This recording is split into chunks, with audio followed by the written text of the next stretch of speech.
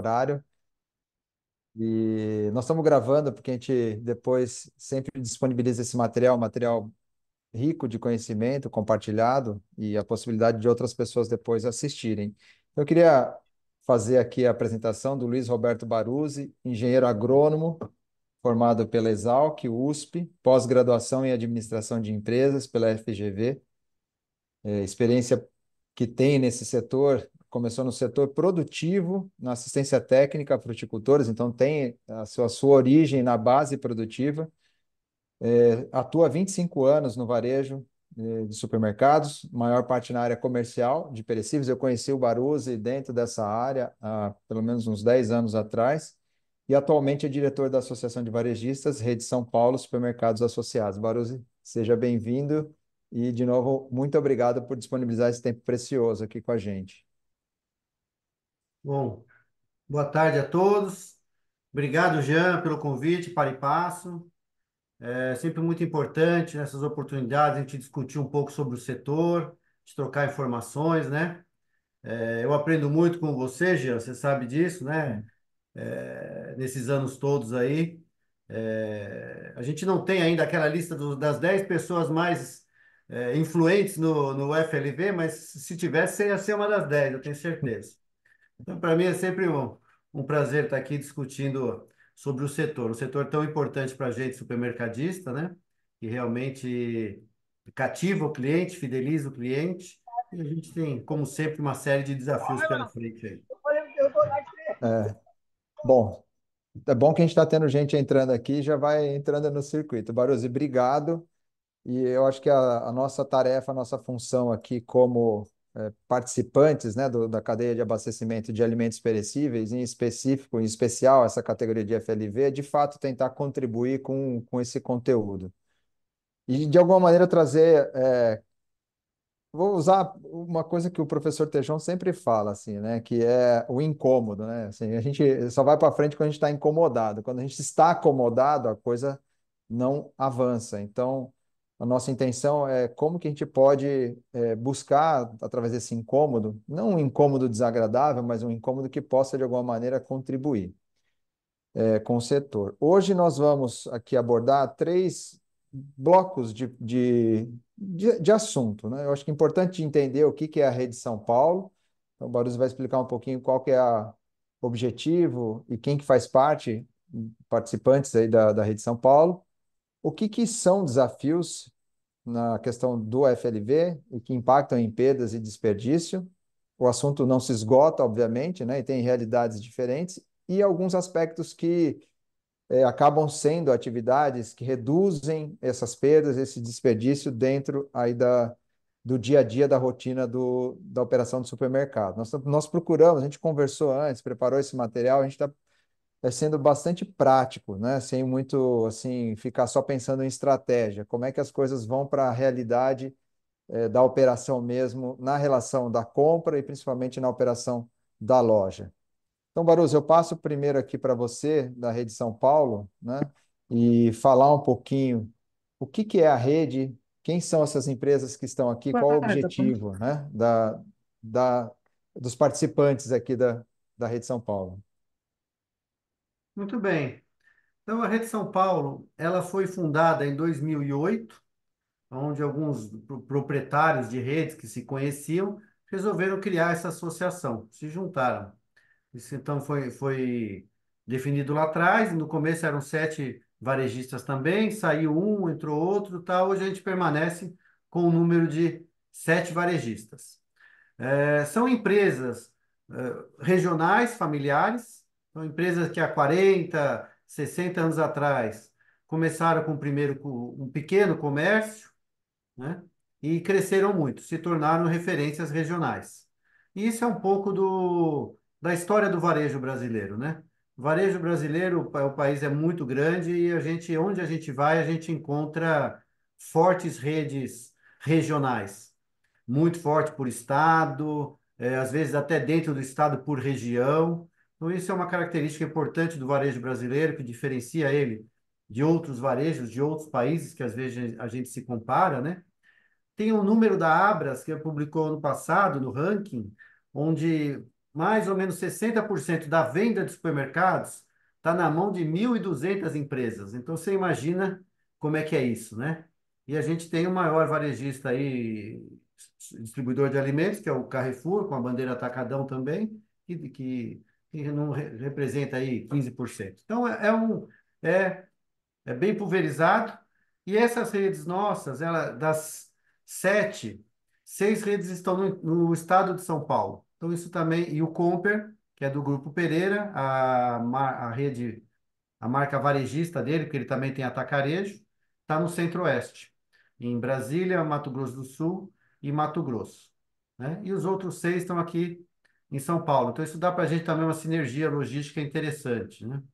Nós temos hoje, no total, 202 lojas, sendo que 176 estão no interior de São Paulo, e dá um share bem importante para a gente. Bom, por que que criaram a associação? Então, aqui mais ou menos um mapa da distribuição. Então, nós temos aqui na Grande São Paulo o supermercado Irmãos Lopes, aí no Alto Tietê e Vale do Paraíba, indo para o Rio de Janeiro, o Chibata, supermercados. Na região de Piracicaba, Campinas, o Pague Menos. Um pouquinho mais ao norte do estado, o Confiança em Bauru, já o serve ao lado ali em Jaú. E mais no noroeste nós temos o Proença, que é o associado mais novo nosso, está uns 2 anos com a gente já, mais de 2 anos. E fora do estado, ainda como comentei, no centro-oeste, o Comper, né?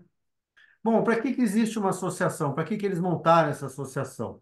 Dois motivos. Primeiro, para conseguir melhores resultados, melhores negociações, ganhos negociando coletivamente que não conseguiriam individualmente. Então, uma associação é feita para somar os interesses, né? Então, essa é uma parte. E a outra, que eu também considero igualmente importante, é a parte de troca de informações. Troca de informações, troca de indicadores, troca de boas práticas. Eu acho que isso enriquece muito a nossa associação, traz uma certa transparência e um poder maior também para a união desse grupo, né? Eu tô na associação desde 2015, né? São 8 anos aí. E estamos à frente aí para os desafios. É, né? Então, o intuito é compartilhar experiências e negócios. Falando de negócios, o que que a gente faz aqui? A gente negocia, primeiro, insumos, itens de não venda, sacola plástica, bandejinha, bobina de máquina, EPI e por aí vai. A gente tem uma parte forte também de importação. Então, a importação também viabiliza, a união do grupo viabiliza muitos negócios que sozinho talvez não seria mais difícil, incluindo FLV também, né? Alguns produtos. Que antigamente, na importação de FLV, a gente trabalhava muito só com grandes produtos de grande volume, né? Como É. maçã, pera, alho na época. Mas hoje a gente já tem um parceiro aí, temos uma carteira bem diversificada também, vindo kiwi, cítricos esse ano, por aí vai. E a outra coisa que fazemos também, que tem uma expressão significativa, o desenvolvimento e a gestão de marcas próprias. Então, nós temos marcas próprias que são exclusivas só para os nossos associados, e então a gente faz também a gente cria essas marcas e cuida da gestão para os nossos associados. Muito Aí interessante, falando um Barroso. pouco, Não, oh, pode seguir, perdão. desculpa, não. Vai, segue, por gentileza. Não, falando de boa prática, né, como exemplo também, foi uma iniciativa lá atrás, até que eu pedi ajuda para o Jean também, já tem vários anos aqui. A gente troca entre os associados, por exemplo, falando mais da área de FLV, a gente troca as informações semanais sobre preço de custo das principais culturas. Então, a gente montou uma cesta de FLV com os principais itens de venda aí: laranja, banana, cebola, tomate, banana nanica, maçã, e a gente acompanha todo o associado, ele passa o preço que ele pagou na semana e a gente cria assim um board onde o associado não tem um acesso à informação individual de cada um, mas ele tem na semana a média do preço menor, do preço médio e do preço maior, o range daquele produto, né? e especificando também o padrão, a qualidade, o tamanho. Então, é um exemplo aí que eu acho que é bem interessante, como boa prática também de troca de informações. Barus, eu queria pegar esse passo teu, porque aí nós vamos seguindo aqui na sequência, né, da apresentação, porque a intenção de uma associação, de fato, é ganhar eficiência na sua operação, né? E o próximo tema nosso aqui é a questão de eficiência. Então, como que a gente pode ser mais efetivo? Então, a definição de eficiência, a gente tem trazido isso nos nossos conteúdos, que é a capacidade de ser efetivo, é alguém que tem competência, que tem produtividade, consegue o melhor rendimento com o mínimo de erro, ou, se for possível, o mínimo de energia também. Agora, para isso acontecer, que você citou a questão da precificação, desse compartilhamento de precificação, nós estamos falando talvez de 3 anos que isso, ou até mais, né? Eventualmente 3 a 4 anos.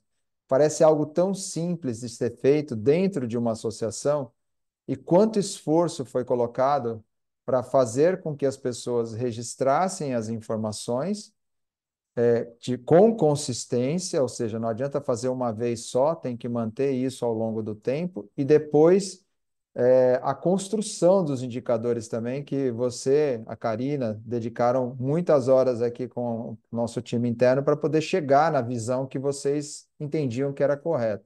Então, demanda muito esforço esse movimento também associativo, né? Não sei se você quer comentar alguma questão nesse aspecto também. Não, mas é isso mesmo que você falou, né? Quer dizer, dizia já Abílio Diniz sempre, né? Empresas são pessoas e processos, né? Sim, Então, a sim, instalação de um processo e a manutenção sempre, e principalmente no varejo, que sempre tem muita iniciativa, muitas frentes, muitas áreas, muitos produtos, requer uma certa persistência, né? Nós sim, precisamos, sempre que a gente começa um processo diferente, é muito fácil abandonar no sim. dia a dia, na correria. Então, acho que persistência é outra coisa, é outro valor que a gente preconiza aqui dentro da associação. Muito bem. Seguindo então na questão da eficiência, né? Então a eficiência operacional ela tem a ver aqui com a capacidade da empresa fornecer produtos, serviços de uma maneira econômica, sem que de alguma maneira prejudique a qualidade, o serviço em si e o suporte.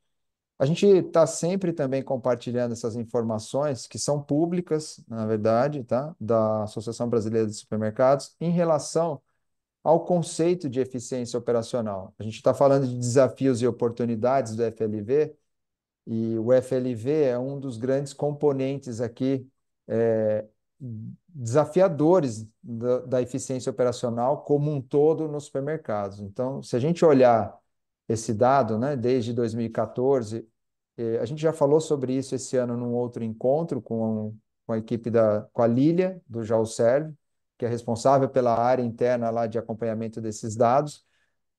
Então, a gente sai de 2014 e chega em 2022 com 98% de eficiência, né? Esse quadro é interessante também porque ele tem as divisões entre estratégico, tático e operacional. Então, a gente tem os anos 22 e 23, né, como comparativo, e aqui os blocos de análises, estratégico, tático e operacional. Se a gente desce nesse aspecto da quebra operacional, olhando para o tático e para o operacional, a gente percebe aqui que a gente tem, por exemplo, na parte de perecíveis, o prazo de validade e produtos avariados e impróprios para o consumo, ou seja, esses três blocos, e principalmente aqui prazo de validade, como detrator desse processo, né? Então, por que que é importante a gente olhar esses aspectos no detalhe? Porque às vezes a gente não é tão direcionado, tão assertivo na ação e perde a oportunidade de melhorar o resultado. Prazo de validade para alimento, quando principalmente nós estamos falando embalado, e no caso do não embalado, é um aspecto visual, ele é imprescindível no que a gente chama aqui da eficiência operacional. E trazendo o número para as áreas específicas, nós estamos falando aqui então de perecíveis gerais, peixaria, industrializados, padaria e confeitaria, rotisserie, comidas prontas, açougues e flores. O FLV, nessa numeração de eficiência, tem o número mais baixo de eficiência. É o mais desafiador, né? Por isso que a gente está aqui falando sobre esse assunto. E aí eu passo para você, Barose, em relação aqui a os, essa pesquisa que foi da Nielsen, né? Realizada esse ano. Foi apresentada agora recentemente no IFPA, em Santa Catarina. Queria que você comentasse essas informações, por gentileza. É, bom, a questão, houve essa mudança de conceito. Antes a gente falava muito em perda, né? E Sim, agora a gente inverte, a gente fala em eficiência operacional. Está tendo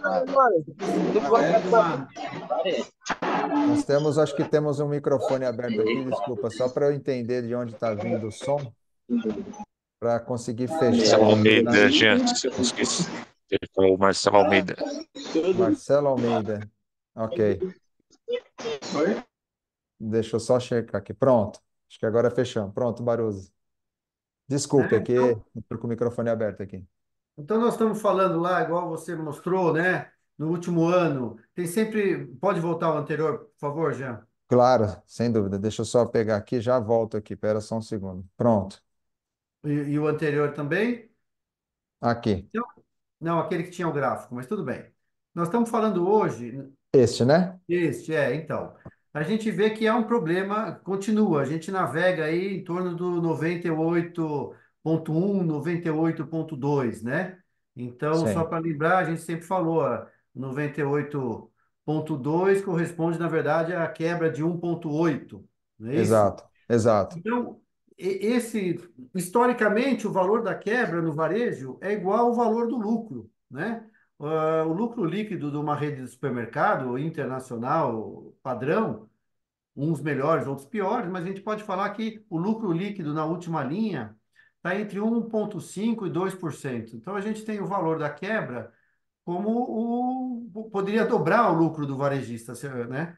Então, Sim, esse sempre foi um ponto a ser combatido pelo varejista. O varejista sempre está de olho em buscar a eficiência operacional, né? E, teoricamente, nada mais é do que tudo que eu comprei e eu vou vender sem perda, né? Se fosse sim, 100%, sim, significa que eu não teria perdido nada. E sim, aí entram, entra tanto as causas, igual você mostrou lá, né? Tem causas conhecidas, outras são, a gente chama de sistema, outras são roubos ou furtos, né? Então sim, entra tudo aí. E o FLV realmente ele tem uma participação muito grande. Já vamos voltar aí nesse quadro aí. Então a gente vê aí que ele no número da Abras. Então é interessante também que o número da Abras, essa pesquisa de 2023 é o fechamento relativo a 2022. exato, né? 2024 eles vão publicar agora, tá?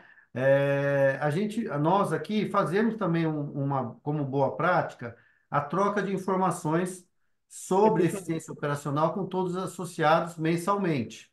Então, a gente tem Sim, como o número da Abras e a gente tem o nosso número aqui. Então, só o que está acontecendo e qual que é a previsão que eu acho? De 2022, que é esse resultado aí, publicado em 2023, para 2023 que vai ser publicado, nós aqui no nosso controle, a gente teve tá, um aumento na quebra do FLV. E agora, quando a gente compara 2020, 2000 o primeiro trimestre, que são os dados depois da Abras, nós também vemos que ele se mantém num nível alto, num nível tá, historicamente alto, né? tá. Então, a gente falava que, por exemplo, a nossa eficiência, nosso número aqui estava em torno de 96 e agora está em torno de 95,3, ou seja, a gente teve uma quebra maior, né? E esse primeiro trimestre nós estamos mais ou menos, mais ou menos nesse patamar. Muito. A gente vê que quebra tem um momento no FLV bem definido pelo clima, né? Tá. Então, historicamente, nos meses quentes, então a gente fala em primavera e verão, a quebra no FLV ela é maior do que no inverno. Sim, Então, assim, a associação de shelf life e temperatura não tem, né? Ela é clara, sim, ela é óbvia, sim, né? sim, Porque o produto sofre desde que do campo até sim, a área do cliente, né? Outra coisa importante agora aqui também, né? Então, ele está falando do faturamento do primeiro trimestre, 10,3 bilhões, AS mais 6C, né? Para quem não sabe, é autosserviço, que seria o supermercado, e o cash and carry, que é o atacarejo, tá? Então, aqui o ovos está junto, mas a gente falando só especificamente de FLV, a gente vê que o setor cresceu 20%, tá? O, qual que é o principal motivo desse crescimento? Que é o que a gente controla naquela cesta que eu falei que a gente troca. É a questão inflacionária no Tá, FLV. tá, Nos últimos tá. tempos a gente teve, igual vamos ter agora também, né?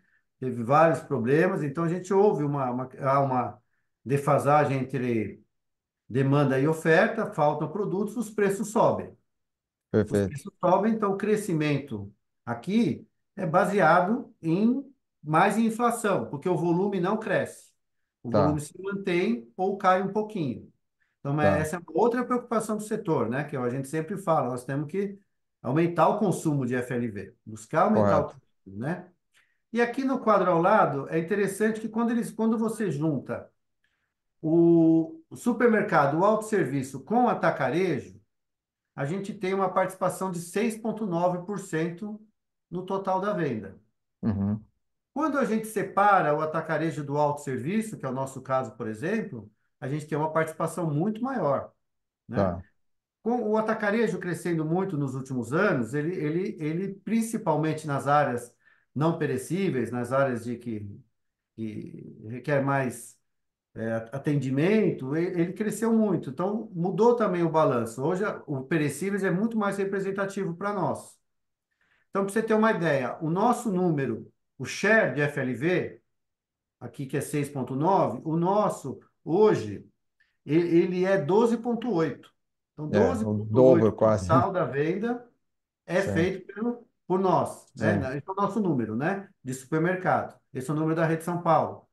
E o ano passado era 11,8. tá, Ou seja, o que que acontece? Em virtude dos preços mais altos, nós crescemos mais do que cresceu o varejo com as outras categorias. Então, o FLV hoje representa mais, tá. né? Então, mas qual que é o ponto de atenção? Qual que é o cenário de alerta para nós? Que se eu tenho uma área que tem uma quebra bastante alta, Sim, share dela aumenta. Com isso, ok. aumenta o meu número, piora o meu número, né, da eficiência operacional como um todo. Porque quanto uma área que contribui mais com a quebra, tendo uma Aumenta a sua participação maior, participação. Exato, aumenta no final. exato. Então, eu acho que muito do nosso esforço, você falou em incômodo, né, de estar acomodado, no varejo é difícil estar acomodado, sempre aparece alguma coisa aí. Mas é um pouco disso, quer dizer, nós temos que pensar diferente, nós temos que botar mais esforço aí, botar a lupa em cima, ver quais são os processos que a gente precisa melhorar, o que que precisa fazer, porque afeta direto o nosso resultado, É, tá? e aí, Barroso, eu acho que olhando aqui, vamos dizer, separando também nessa linha, né, para a gente entrar nos desafios, porque a gente já está trazendo alguns desafios, mas olhando para essa participação do trimestre em frutas, legumes e verduras, é interessante aqui também que você estava comentando comigo a diferença, e você trouxe aqui, né, do atacarejo, do super. O que que você, assim, nos explica em relação a esta participação em frutas, legumes e verduras em cada um desses segmentos e nesse contexto da eficiência? O crescimento do atacarejo nos últimos anos, bem forte, bem intenso, a questão da pandemia, a questão também da questão econômica, ele trouxe uma mudança do cenário. Então, Uhum. esse aqui é o número que a Nielsen divulgou para a gente, agora do primeiro trimestre. Então, só para quem não está vendo direito, aqui no azul bem escuro é a participação do hipermercado, aqui embaixo, no primeiro trimestre de 2024, no de cima de 2023. Então, o Legal. hipermercado ele perde, ele participava com 21,8% da venda em frutas, e agora ele participa com 20,4%, ele perde participação. O supermercado grande, que, por exemplo, é o caso nosso aí, que eu não lembro, acho que são mais de 8 checkouts ou 10 checkouts, eu não sei, mas são os supermercados em geral, ele também tem uma redução de 0,9, ele participava com 38,5% da venda, participa com 37,6%, mas ele ainda permanece como o principal canal de distribuição, tá? Depois a gente vem para o supermercado pequeno, né, com uma fatia menor de 10,5 e tal, e quem cresce é o atacarejo.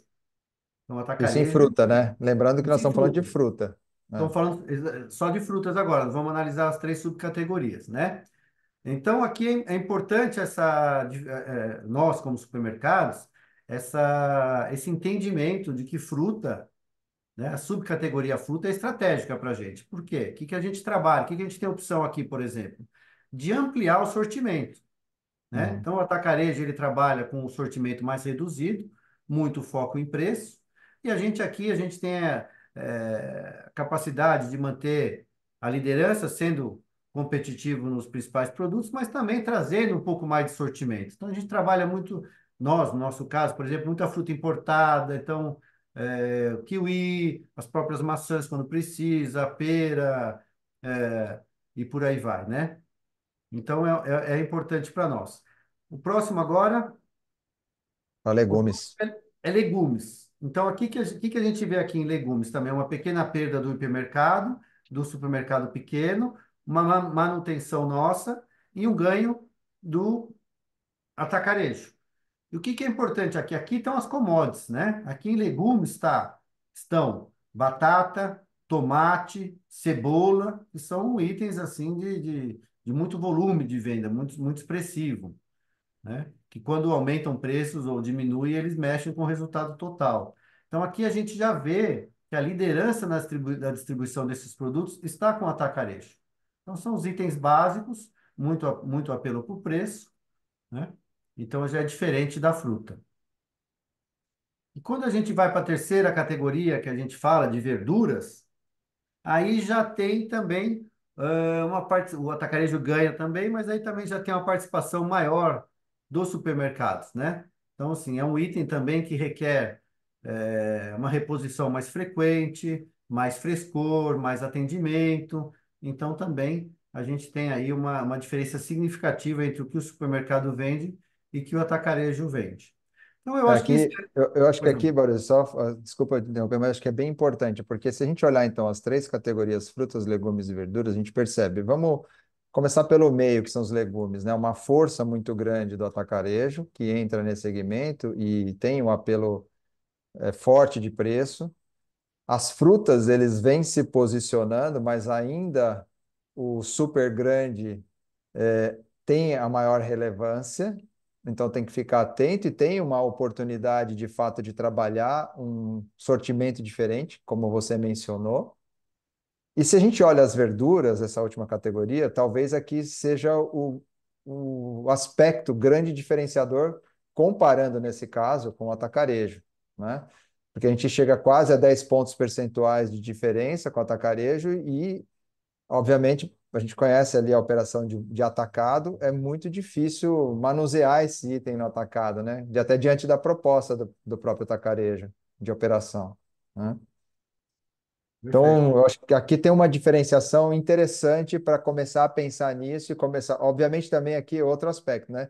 Nós estamos falando em oportunidades e desafios, mas essa é uma categoria que também nos puxa para um desafio maior, que é de velocidade desta operação para garantir a qualidade desse produto, principalmente na loja. Muitas vezes, eu acho que aqui cabe também. Eu vou passar para o próximo, porque eu já entro nos desafios aqui, né, que eu acho que para a gente entrar nesse tema, que você comentou quando a gente conversou aí durante essa semana, de modelos de canais também de abastecimento, porque a quantidade que compra, a frequência da compra, a quantidade daí que entrega e a frequência da entrega são aspectos que a gente percebe que são muito desafiadores, que a gente precisa ter essa atenção com os problemas que a gente está vivenciando atualmente no aspecto climático, né? Queria que você comentasse esses pontos aqui, já entrando nesses desafios especificamente. Aí é uma outra peculiaridade também do FLV, é a questão do pedido, como se dá o pedido, como se dá a compra, né? Então, o varejo caminha muito, cada vez mais, para a automatização dos seus processos, né? Uhum, Então, nós temos hoje sistemas, algoritmos, né, que a gente que vê algumas influências, algumas variáveis e fazem a reposição. A maior parte é uma reposição automática dos itens, né? Para sim. o FLV isso é complicado, porque o FLV tem N variações, né? Então a Uhum, gente começa, primeiro, elasticidade, né? Pô, se eu tenho a banana a R$ 3, eu vendo tanto. Se eu tenho a R$ 9, eu vou vender tanto. Então está sempre muito associado. A gente usa muito também, o varejo usa muito o FLV, carnes, como um item para buscar tráfego, né? Então todo uhum, mundo tem a quarta do FLV, a quinta da feirinha, o fim de semana, não sei o quê, né? Então é difícil a gente conciliar os pedidos e a demanda. E a qualidade também, né? Então, esse é uhum, outro problema. Poxa vida, eu estou esperando um tomate, vou vender pelo meu histórico, eu estou na loja, eu acho que eu vou vender é, 20 caixas. Puxa, chega uhum, um tomate feio, chega um tomate meio verde. Puta, das 20 eu vendi duas. O que que eu faço com aquelas outras 18? Então, é tudo muito, muito amarrado. Tem a questão do clima também. Poxa vida, vem uma frente fria, para de vender salada. Para não, mas reduz a venda de salada e vende legumes para sopa, por exemplo. Então é outra variável que a gente tem também, né? E a disponibilidade de produto também. Então eu acho que, falando em consumo e falando em abastecimento, a gente tem que forçar muito os itens de época, né? E uhum. fazer com que o cliente saiba qual é o item da época, que geralmente época é a melhor qualidade e melhor preço, a safra. Alguns itens não têm safra, outros têm. Então, assim, essa questão o primeiro complicador já é o pedido, né? E Uhum. eu acho que é interessante também, é muito importante a gente estar muito junto com o fornecedor, né? O fornecedor é o Perfeito. especialista, é a pessoa que sabe, o fornecedor de laranja é quem sabe, tem que saber e tem que nos Uhum. suprir com essa informação. Qual que é a previsão para a próxima semana? Qual que é a provisão para o próximo mês? Qual a expectativa, né? Porque também ao longo prazo hoje a gente já não consegue prever nada, mas ter sempre essa comunicação muito forte, né? Muito ágil. E essa comunicação tem que ser ágil entre o fornecedor, o comercial e a loja e o cliente, né? Então, acho que esse é Perfeito. um dos desafios também, né? Perfeito. Então, eu só queria E- repetir aqui, eu acho que nós separamos em dois momentos, como você falou, né, que é o do abastecimento e da operação. Então, olhando para o momento como desafio, nós estamos olhando ainda aqui o desafio de abastecimento, é a quantidade que a gente tem que comprar, que você está trazendo, por conta dessas oscilações que acontecem. Passado isso, a gente tem a frequência que a gente precisa comprar também, porque não é só a quantidade, mas com que frequência, né? Aí a quantidade da entrega, né? Porque eu posso comprar uma carreta, mas eu quero que ele me entregue fracionado, então aí tem essa frequência da entrega. Essa comunicação que você trouxe aqui com o supermercado fornecedor, a gente percebe muita dificuldade nesse fluxo de informação, muita coisa na informalidade no sentido de comunicação, né? Trocas de mensagens que às vezes não ficam claras entre os pares ali. E o WhatsApp é a ferramenta da comunicação, nesse caso aqui, né? Temperatura é outro aspecto que a gente vê com bastante frequência, né? Obviamente, como você falou, época de verão, a gente se depara com situações onde recebe um produto refrigerado e entra para dentro de um CD sem nenhum tipo de anticâmara, sem nenhum tipo de temperatura adequada. Nós vemos também muito problema de embalagem, porque aí se eu veja bem, né, que é interessante, se a gente começa a fracionar a nossa quebra para fazer uma gestão de estoque mais enxuta e eu também quero ter um frescor maior, eu começo a transportar embalagens de tamanhos e padrões diferentes. E a gente percebe quando abre o caminhão, vê ali dentro toda a carga que é recebida. Às vezes tem caixa danificada, pallet que está torto, que está penso, né? E isso acaba atrasando toda a operação. E o próprio abastecimento não estou olhando para o fornecedor, eu estou olhando aqui dentro da operação da loja, efetivamente, né? Então, fundo de loja, dependendo do tamanho e da idade da loja, inclusive, as lojas normalmente mais antigas têm esse problema, tem uma dificuldade de ter uma área adequada para armazenamento, né? Olhando para a operação, a gente vê muito volume, tem várias pesquisas que falam aqui da população brasileira sempre querer excesso, né? Eu vejo isso, as pilhas de coisas, vamos depois mostrar algumas imagens aqui. A própria refrigeração, novamente dentro da loja, e tem as regiões também, se a gente começa aí ali do Sudeste e vai subindo. Até mesmo no interior de São Paulo, essa semana, eu acho que os teus associados devem ter passado apertado Opa, com calor, né? Você pega o pessoal ali, o Proença, lá na fronteira no noroeste de São Paulo, é quente também. muito. Presidente Prudente é quente, né? A capacitação de profissionais na loja, e aqui talvez a palavra correta nem seja falta de capacitação, seja o tempo que o profissional fica na loja, porque a rotatividade é alta, a gente se depara muito com a rotatividade. E a capacitação na gestão do abastecimento, do profissional que está fazendo essa gestão do abastecimento.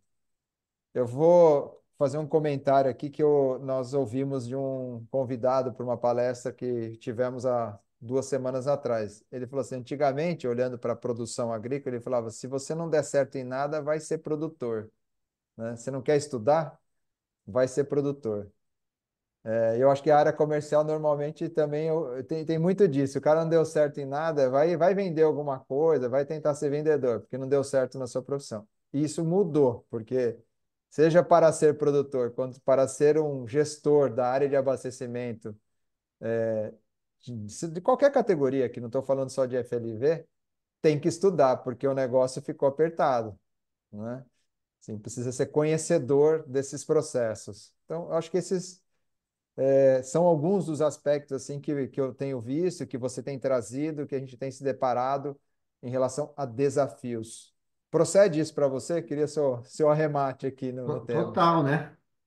Cara, essa questão que você falou, quer dizer, esse é um problema agora que a gente tem, que é a questão dos colaboradores, do turnover, né? Todo Sim, mundo tem, né? Não tem um segmento hoje que você fala, meu segmento tá tranquilo. A gente vê isso sim, conversando com amigos no campo, a gente vê muito isso, sim, né? E a sim, gente começa até a ver algumas coisas interessantes, a gente começa a ver. Esse dia eu estava conversando com amigos, o campo, a área rural, às vezes já remunerando melhor do que a área sim, urbana, né? sim, Nos primeiros empregos, que a gente não exato, via no passado até recente. Ah, da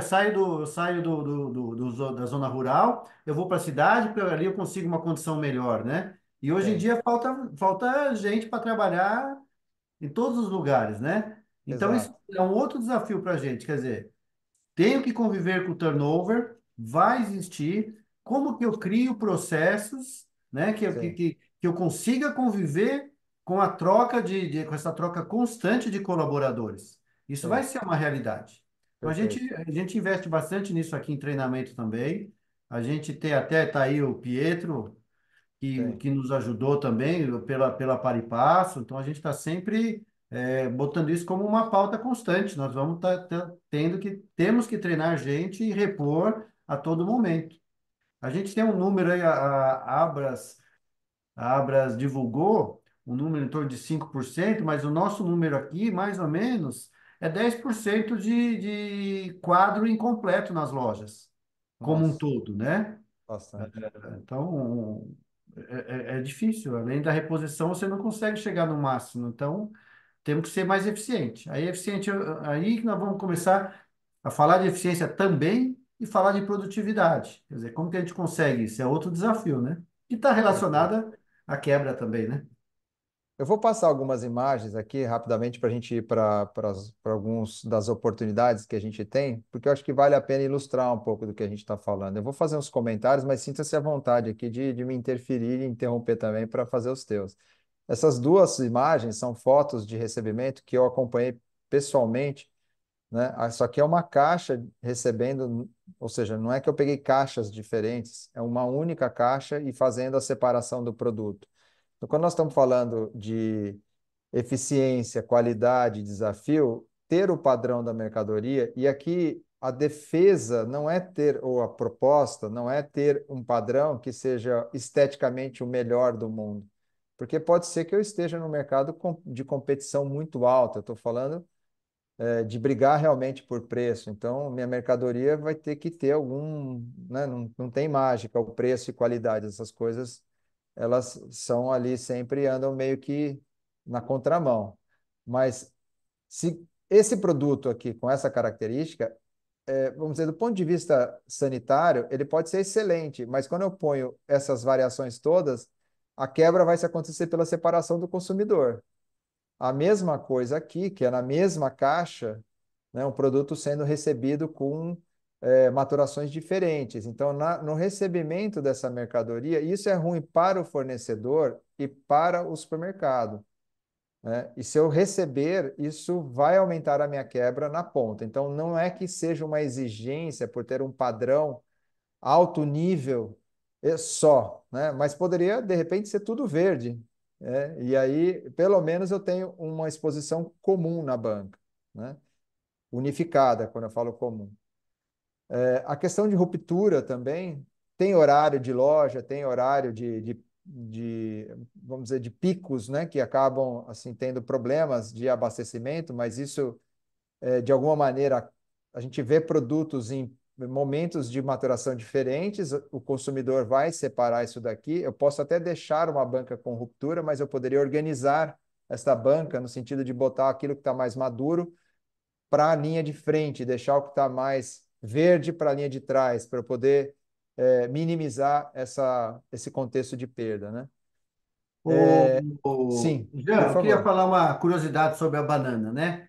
É, até isso eu ouvi de um dos nossos associados, um dos donos da empresa. Para ter uma ideia, em números globais, a venda de banana com 3, 4 SKUs é Uhum, 1% da venda do supermercado. Quer dizer, banana é um item altamente significativo de venda. perfeito. Eu comparo com uma outra área que a gente atua bastante, a área de vinhos, por exemplo. Uhum, Vinhos, se juntar toda a área de vinhos, corresponde a 1% também, né? tá. Com uma complexidade que pô, tem 10 países diferentes, tem rótulos, tem marca. A gente costuma ter nas nossas lojas, nossas redes, 750, 800 SKUs de vinho. Então, toda aquela complexidade é a mesma venda no final do que a banana com Olha 3 ou só. 4 SKUs. Então, a Tá. importância da banana é um negócio assim que nós, supermercadistas, a gente não dá bola. Então, Sim, esse dono não é que não dá bola, não imagina essa grandeza, né? sim. Então, o dono desse mercado falava para os executivos dele: Você já fez um JBP com o seu bananeiro, com o seu fornecedor de banana? E Sim. JBP é uma palavra agora que o varejo fala direto, com todas as indústrias, né? Tem um mês aí que você não consegue falar com ninguém, tá todo mundo em JBP, que é o Uhum. Joint Business Plan, quer dizer, quando você senta com a indústria para ver, né? E o JBP da banana que corresponde a 1%. Como é Sim, que você faz, né? Então, sim, esse é um outro ponto, é uma curiosidade que muitas vezes a gente deixa passar, a gente deixa e está na nossa mão. Essa é uma outra coisa também, né? Às vezes, perfeito, os outros itens de mercearia também é da indústria, né? Agora aqui não, perfeito. aqui depende da gente. Então, banana, entre outros produtos, é extremamente importante para a gente. E só vou repetir o número que você falou, né? 1% da venda total, sendo um SKU versus 700 SKUs. É muita diferença, né? Tem situações também, aqui como ilustração, a gente vê esse tipo de contexto, de problema, que assim, o produto é recebido de maneira sadia, são nas visitas de lojas que a gente acaba fazendo. Então, o produto tá lindo, tá maravilhoso, tá dentro de uma ficha técnica aqui. E na exposição e na manipulação do consumidor ali no ponto de venda, acaba acontecendo esse tipo de cenário, né? De problema. Outra coisa que a gente vê é um contexto como esse com muita frequência, até por conta dessa ânsia em atender o consumidor, em mostrar volume, em mostrar quantidade. Mas neste caso especificamente, essa pilha aqui debaixo desse tomate, ele até está com uma maturação bastante firme, mas isso aqui vai começar a dar problema, né? Porque até chegar a vez dele de ser consumido, se não for uma oferta que realmente alavancou demais a venda, vai estragar. E a gente percebe isso aí passa pela temperatura da loja, pela condição vamos dizer que esse tomate já estava armazenado, tudo isso vai acelerar ou não esse tempo, mas são pontos aqui de cuidado. Bom, indo para as oportunidades, Barus, eu vou compartilhar aqui alguns aspectos que nós falamos já.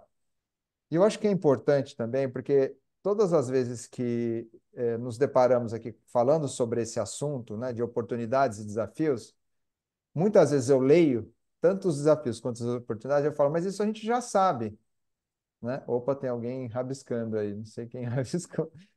Aparece para você? Que engraçado, né? Temos um hacker na apresentação. Mas muitas vezes a gente tem, assim, poxa, qual é a novidade? Na verdade, para mim, a novidade é fazer a coisa simples, né? Fazer de maneira, aquilo que a gente deveria fazer, o básico, bem feito. Então, você comentou sobre alinhamento com parceiro, né? Programa de treinamento contínuo, a exposição para reposição, se a gente tem um problema de mão de obra, ser facilitada, o empilhamento.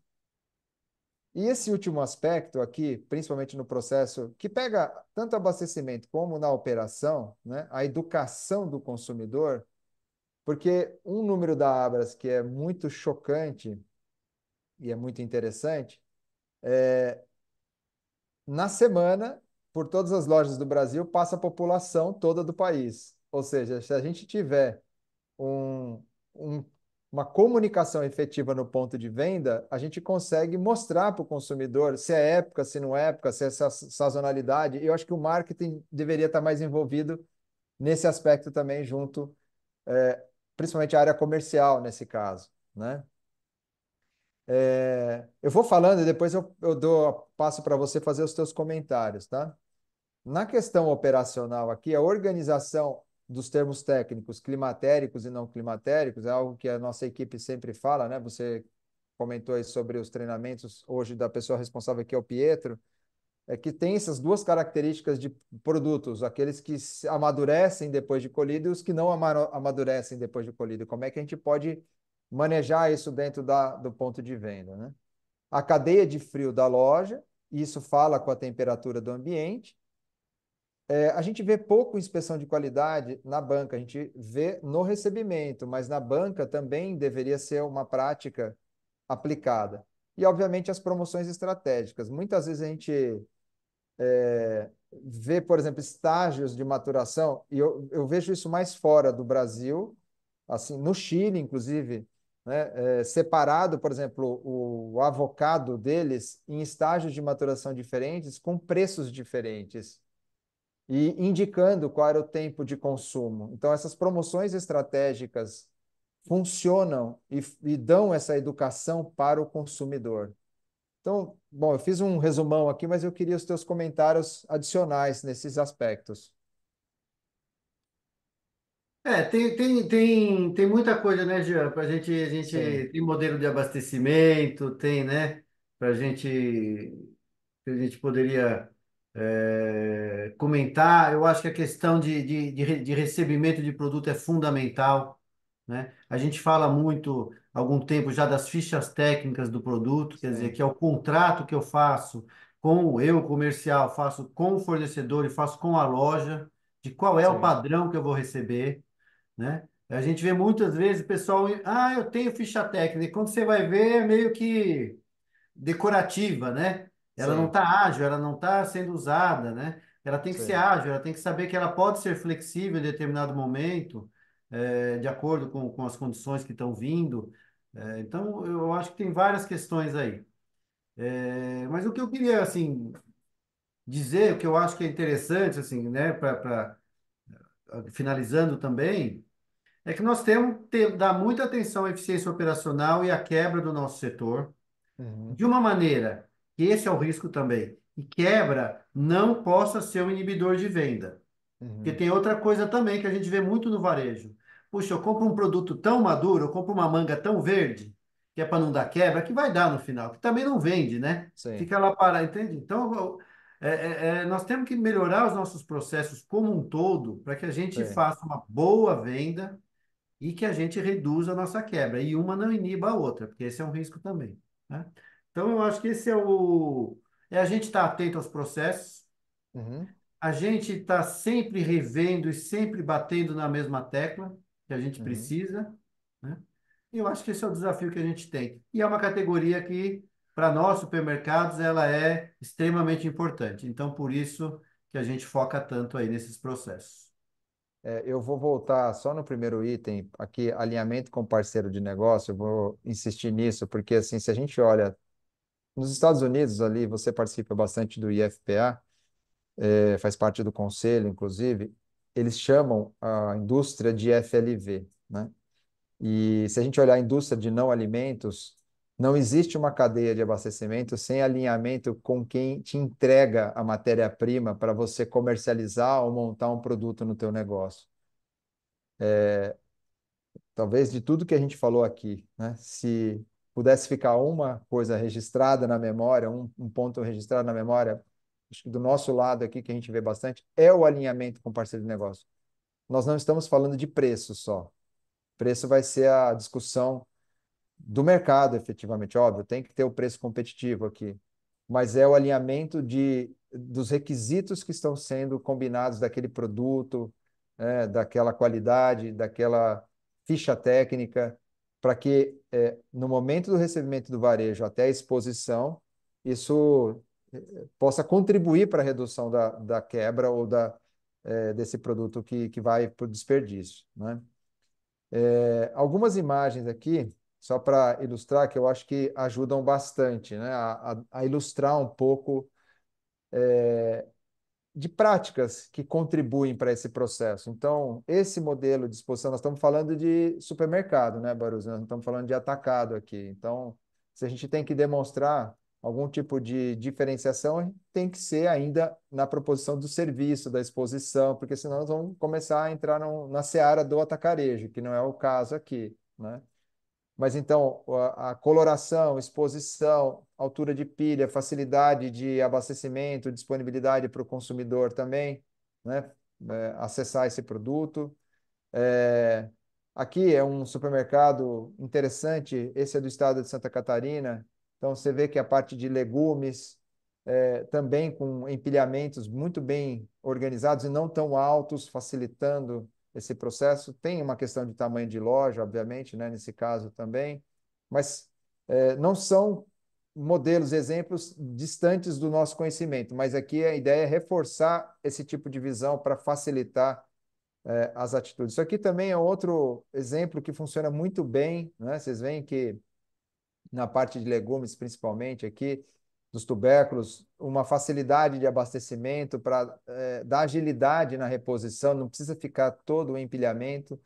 Você pode ter menos gente ali participando do abastecimento, e é um tipo de exposição e de logística das caixas também, né? Estoque, você vê que é um estoque extremamente simples, a gente vê caixa ainda de madeira na operação, a gente sabe que tem essa restrição da caixa de madeira, mas ela ainda circula. No entanto, o estoque é organizado, né? Não estamos falando aqui de uma estrutura é, com azulejo nas paredes, mas paletizada, organizada, separada, caixas é, ordenadas, né? E não com, sei lá, material se rompendo, por exemplo, tá?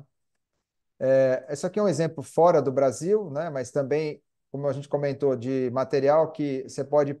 Já hoje, muita gente está usando essas caixas retornáveis, então a gente pode fazer essa empilhamento já na área de exposição, essa exposição já desta maneira, né? Esse é um aspecto, até conversando com o Barus, a pergunta dele foi assim: mas isso funciona? O que a gente tem visto, que são esses aspersores, a feira faz isso com o borrifador na mão, né? Ali ele fica na alface, nas verduras, jogando água, ou mesmo no baldinho jogando água. A nossa resposta é que sim, funciona. Eu não tenho aqui a resposta financeira da implantação desse sistema, mas dependendo da operação de loja, do perfil do público, isso inclusive não é um supermercado, é um atacado, né? Então, é um atacado utilizando isso nessa exposição e o produto tem uma longevidade, tem um tempo de vida maior. Então, é algo que vale a pena fazer o estudo e aproveitando aqui para trazer o produto embalado já conectado nesse exemplo de exposição, né? E aí, Barus, eu passo para você comentar essa imagem aqui. Eu queria que você falasse um pouco nessa possibilidade também de trazer esse tipo de produto disponível e também que acaba ajudando na redução da perda, né, ou da quebra. É bacana essa foto aí, né? Quer dizer, a gente vê muito isso lá fora, a disponibilidade de produtos frescos, pronto para comer, né? Muita gente passa pela loja, vai fazer um lanche, vai fazer alguma coisa, já está pronto. Eu acho que esse é um caminho nosso para aumentar Perfeito. consumo, que esse é uma conversa, uma outra, né, conversa. O Exato, que que a gente faz para aumentar consumo? Porque não precisa se exato. preocupar com isso. O consumo, embora todo mundo fale, não, eu tenho uma preocupação maior com saúde, todo mundo está preocupado, o consumo cai. É, Isso é muito é, complicado. A exato. população fica mais obesa. E o que É, cresce, né, é salgadinho. Então é é, complicado. Mas eu acho muito interessante, quer dizer, eu até faço uma analogia com tenho meus filhos, os meus sobrinhos, e, por exemplo, eu vou viajar comigo, eu levo um abacaxi. Se eu deixar o abacaxi em cima da mesa, ele apodrece. Se eu cortar e deixar na geladeira, aí um dia ele desaparece. Se eu cortar na hora e levar na mão deles, desaparece em 5 minutos. é Então, é um verdade. pouco, né, da conveniência, de como que eu trago o público jovem, de como que eu faço, né? Tem a questão de quebra.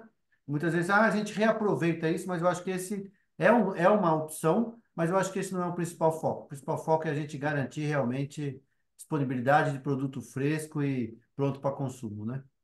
Perfeito. Muito bem. E esse exemplo que você deu acontece em casa, tá? Outro dia, o nosso vizinho lá, que é um rapaz que mora com a namorada dele lá, estão começando a vida, né? Ele ganhou da mãe dele uma melancia dessas, vamos chamar melancia das antigas, lá, tem mais de 10 quilos. Ele levou lá em casa e falou assim: a gente não vai comer isso, o que que eu faço com isso? Rapaz, juro, a gente cortou a melancia, entregou numa vasilhame para ele e falou assim: nossa, isso é maravilhoso. Entregou a vasilha vazia.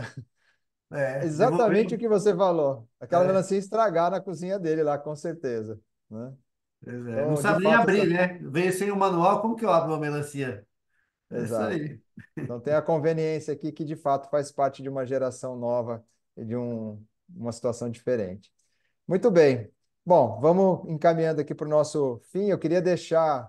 Não sei se vocês vão conseguir ler aqui o QR Code, porque tem a participação de um risco aqui que eu não entendi de onde veio. Mas a gente tem o. Depois nós vamos deixar esse material também disponível para vocês. A gente encaminha, caso não seja possível fazer a leitura, para quem deixou os contatos, né, o acesso. Esse informativo, a gente tem feito um esforço grande para conseguir aqui compilar essas informações e disponibilizar esse informativo para vocês no mercado, seja produtor, distribuidor, supermercadista também.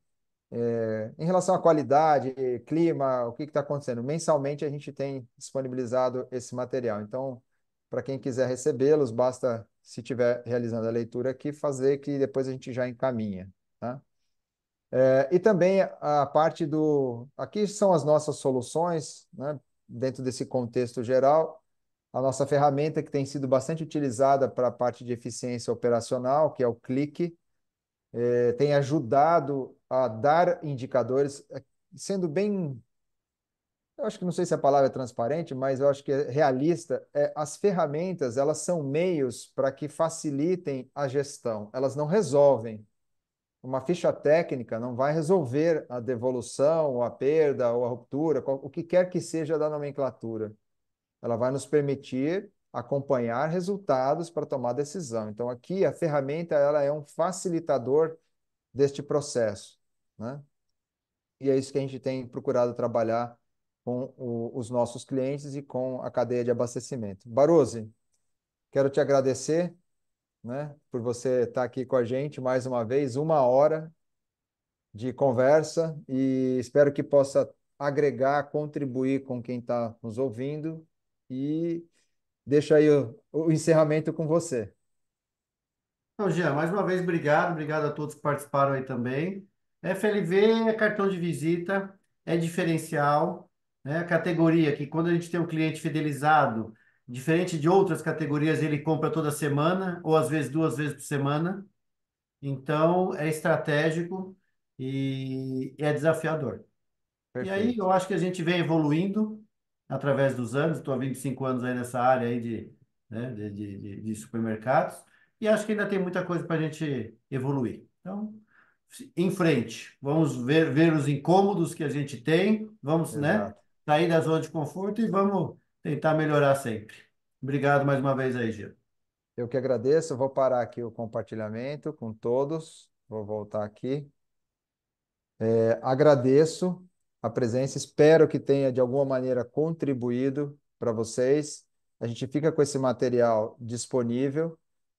1 hora, a gente achou que ia gastar 45 minutos e estamos passando dessa 1 hora. Então, é muito assunto para pouco tempo, mas pelo menos a gente conseguiu trazer um pouquinho aqui de, espero, inspiração para que vocês atuem nessa categoria. Essa categoria é maravilhosa, tá? E nós vamos ser sempre incentivadores seja do consumo quanto da venda, obviamente, porque uma coisa está conectada com a outra, né?